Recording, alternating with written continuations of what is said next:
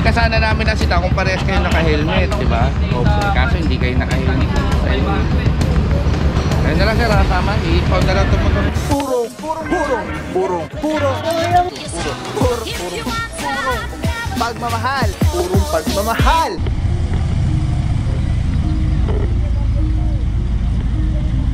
Ay mga puro West Riverside. At dito may natikitan isang SUV, dalawang tricycle utility, isang na to na tricycle, natikitan ng mga sasakyan. Tapos merong dalawa dito na tow.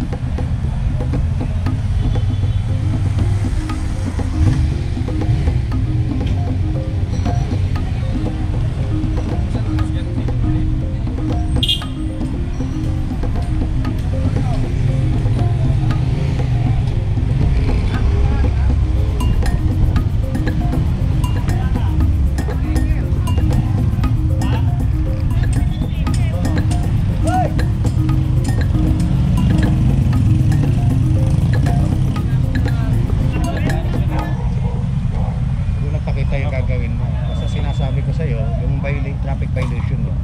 Driving without safety helmet. May driver's license ka na. Ngayon mo kasi sa motor sa Maluwag ang truck natin, kakarga natin yan kasi driving without license ka na magiging sa local. Sige dyan sir.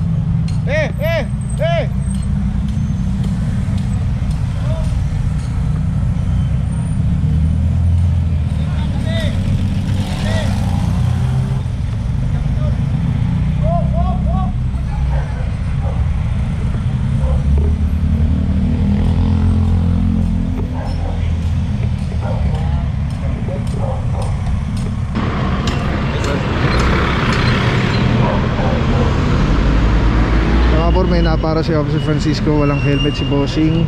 Upon apprehension, wala ring lisensya si boss. Kaya ito, isasampan yung kanyang motorsiklo. Ito may isa pa, wala ring helmet.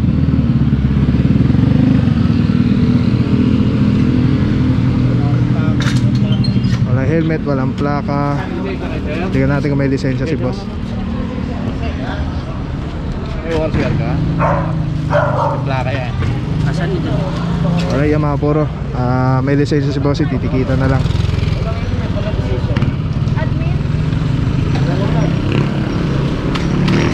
Titikita na lang ni Officer Calebag. Tapos check lang yung ORCR. Tapos dito meron pang isa na para walang helmet, yung back ride, yung angkas ni Bossing si Madam, walang helmet. So ito, ticket na lang din po ito. License ang student kaya ha. Ang student permit yan. Hindi yan tinatawag na student license. Permit pa lang yan. Hindi ka sana namin nasita kung parehas kayo naka-helmet, di ba? Kaso hindi kayo naka-helmet sa iyo. Kaya na lang sir, sama. I-impound na lang itong motor niya. Ay mga puro, may sitwasyon tayo dito na huli si Bossing, walang helmet yung angkas.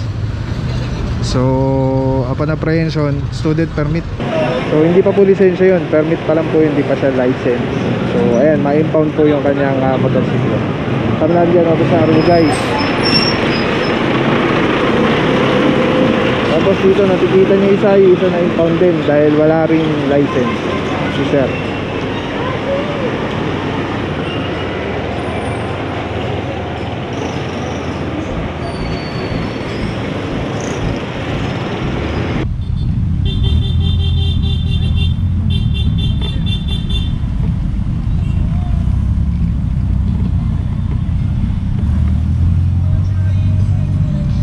Puro ano na nga ulit ito, may tinitikita po dito isang pick up sa likod ng ano to, ng Walter Mart. Ano nga ulit ito, lagi natin pinupuntahan.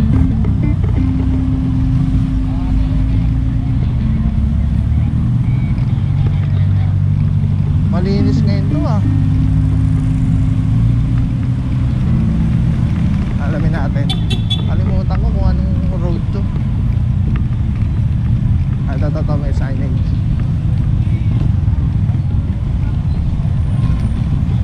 Ayun, Dangay Street, puro. Opo, malinis. Dumaan na pala yung tropa. Huli na pala tayo. Kaya pala medyo nalinis na. Alright, sinita yung mga motorsiklo dito na napakarami. Dahil nakaraan nagkahulihan na dito dahil sobrang dami ng mga motor na nagpapark dito sa kainan.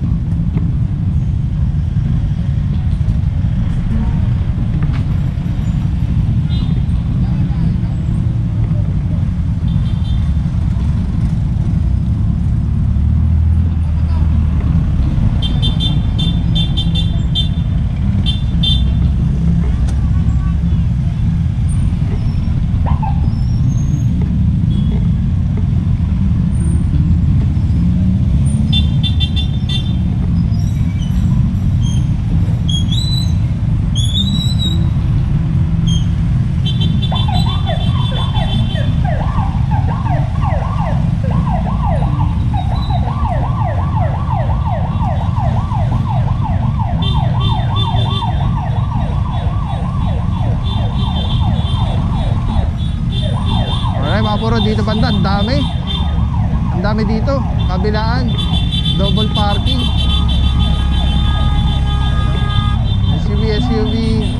sedan, SUV, van, motorsiklo.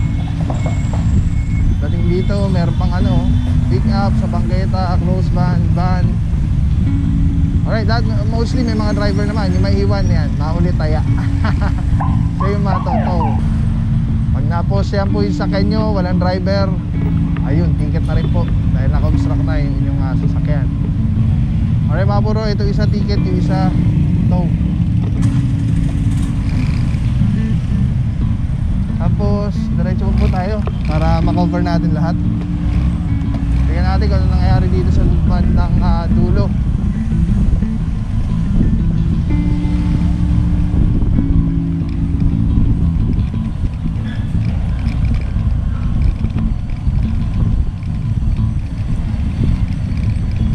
Alright mga puro, so far ito malinis na dito. At mukhang dito na matatapos ang clearing operation natin dahil wala na po tayong road track na bakante pa. So lahat meron ng karga. Yung iba nga nasigurado nandun na yun sa Tumana, Marikina. So inaantay na lang po mahila itong isa.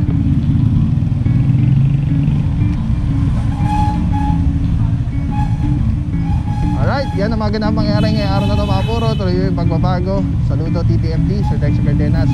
Ang team leader sa atin, Officer Apa Kahusay Cortez, and Officer Baguio, and Officer Malyari.